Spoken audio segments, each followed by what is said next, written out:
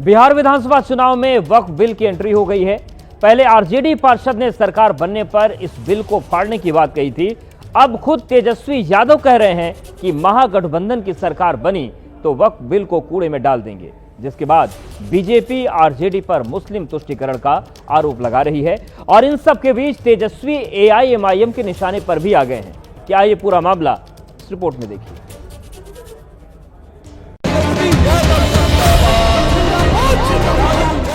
कानून जो इन लोगों ने बनाया है, हमारी सरकार बनेगी तो उस बिल को हम लोग कूड़ेदान में फेंकने का काम करेंगे।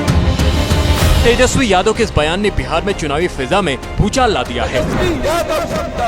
पहले खगड़िया में आरजेडी के एमएलए कादी शोएब ने ऐलान किया था, बिहार में तेजस्वी की सरकार बनी तो सारे बिल फाड़ दिए जाएंगे, चाहे वो वक्फ बिल हो या फिर कोई और। एनडीए को हराइए, महागठबंधन की सरकार बनाइए, तेजस्वी यादव जी मुख्यमंत्री बनेंगे, सारे बिल फाड़ के फेंक दिए जाएंगे, चाहे वो वक्फ बिल हो कोई बिल हो।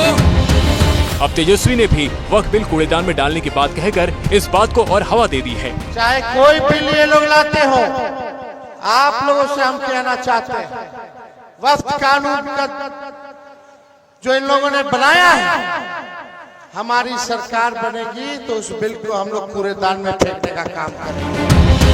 तेजस्वी के बयान पर भारतीय जनता पार्टी आग बबूला है। बीजेपी आरजेडी पर मुस्लिम तुष्टीकरण का आरोप लगा रही है। यदि अपराधी को कोई जिंदाबाद कर रहा है, उस पर हमें खेद है।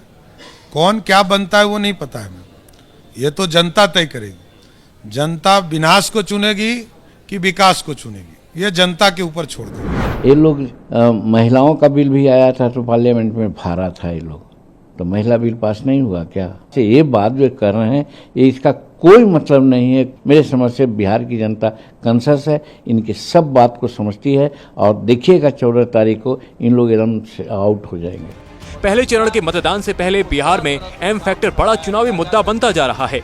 इसकी शुरुआत तब हुई थी जब महागठबंधन ने सीएम फेस के लिए तेजस्वी यादव और डिप्टी सीएम के लिए मुकेश साहनी के नाम का ऐलान किया था, जिस पर जेडीयू ने निशाना साधते हुए सोशल मीडिया पर एक पोस्ट डाला था, जिसमें लिखा था, समाजवाद का तेजस्वी फॉर्मूला 2.60%, मल्लाह को लड्डू और 18% मुस्लिम को कद्दू। नीचे लिखा था, मुकेश साहनी डिप्टी सीएम। जेडीयू ही नहीं, चिराग पासवान भी इसे लेकर महागठबंधन पर सवाल खड़े कर चुके हैं। चिराग ने एम फैक्टर का जिक्र करते हुए अपने पोस्ट में लिखा, 2005 में मेरे नेता, मेरे पिता स्वरूप रामविलास पासवान जी ने मुस्लिम मुख्यमंत्री बनाने के लिए अपनी पार्टी तक कुर्बान कर दी थी। तब भी आपने उनका साथ नहीं दिया। आरजेडी 2005 में भी मुस्लिम मुख्यमंत्री के लिए तैयार नहीं थी। आज 2025 में भी न मुस्लिम मुख्यमंत्री देने को तैयार है, न उप मुख्यमंत्री। अगर आप बंधुआ वोट बैंक बनकर रहेंगे तो सम्मान और भागीदारी कैसे मिलेगी? एनडीए के हमलों के बीच तेजस्वी यादव ने पलटवार करते हुए साहनी के डिप्टी सीएम फेस होने पर सवाल उठाने को अति पिछड़े वर्ग का अपमान बताया। इस बीच तेजस्वी ने इस बात का भी इशारा कर दिया कि महागठबंधन की सरकार बनी तो दूसरा डिप्टी सीएम मुसलमान हो सकता है। साथ ही विपक्ष ये भी पूछ रहा है कि मुसलमानों को लेकर इतनी चिंता जताने वाले एनडीए ने खुद कितने मुसलमानों को टिकट दिया। भाजपा के लोग जिनसे नफरत करते थे, आज उनकी बात करने पे आ गए और अति पिछड़ों से जो है वो पूरी तरीके से नफरत करने लगे हैं। आने वाले समय में इस भाजपा को भी जो है हम लोग संतुष्ट कर देंगे। वैसे मुकेश साहनी को सीएम फेस घोषित करने पर महागठबंधन एआईएमआईएम के निशाने पर भी आ गया है। एआईएमआईएम का कहना है, महागठबंधन ने हमेशा मुसलमानों को ठगने का काम किया है।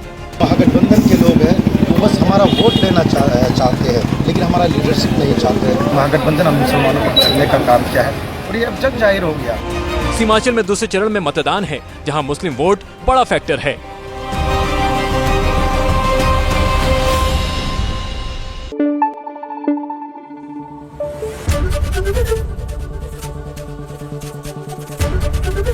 एबीपी न्यूज आपको रखे आगे।